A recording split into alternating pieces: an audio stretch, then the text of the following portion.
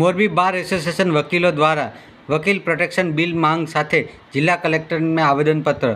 મોરબી જિલ્લા સેવા સદન ખાતે આજરોજ મોરબી કલેક્ટર કચેરીએ રજૂઆત કરવા આવેલા બાર એસોસિએશનના પ્રમુખ દિલીપભાઈ અગેચણિયા, સેક્રેટરી વિજેશભાઈ સેરસિયા અને બાર એસોસિએશનના હોદ્દેદારો અને એડવોકેટ મિત્રો દ્વારા એડવોકેટ પ્રોટેક્શન એક્ટ લાગુ કરવાની માંગ સાથે જિલ્લા કલેક્ટરને આજ આવેદન પાઠવ્યું હતું.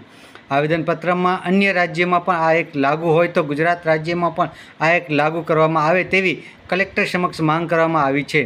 જો માંગ સ્વીકારવામાં નહીં આવે તો આગામી સમયમાં ગાંધી જગ્યા માર્ગે આંદોલન કરવાની ચીમકી ઉચ્ચારી હતી. રિપોર્ટર ધ્રુવલ ત્રિવેદી, વાત્સલ્યમ સમાચાર, મોરબી. વકીલોની પોતે વકીલો સુરક્ષિત રહીએ અને વકીલોની ફેમિલી સુરક્ષિત રહેશે તો સમાજ સુરક્ષિત રહેશે. વકીલો એક સમાજનું અવિભાજ્ય અંગ છે. વકીલો ઉપર ઘણો બધો આધાર રહેલો.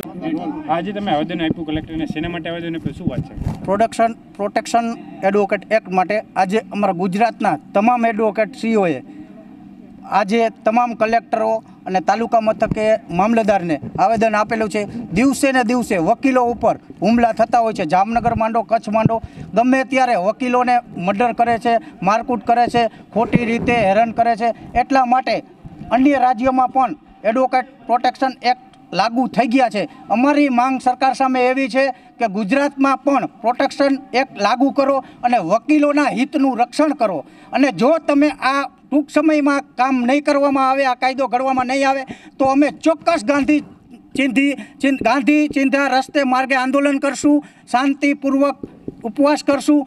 એટલે સરકારને અમારે એવી રજૂઆત છે કે તાત્કાલિક ધોરણે વકીલોના હિત માટે પ્રજાનું રક્ષણ જો કરતો હોય, એની પણ જો હિત કે એનું રક્ષણ ન હોય તો અમારા કુટુંબ, અમારું ફેમિલીનું કોણ? એટલા માટે સરકારને અમે એમ કહી છીએ કે ઝડપથી પ્રોટેક્શન એક્ટ બિલ મંજૂર કરાવે એવી અમારી અપેક્ષા.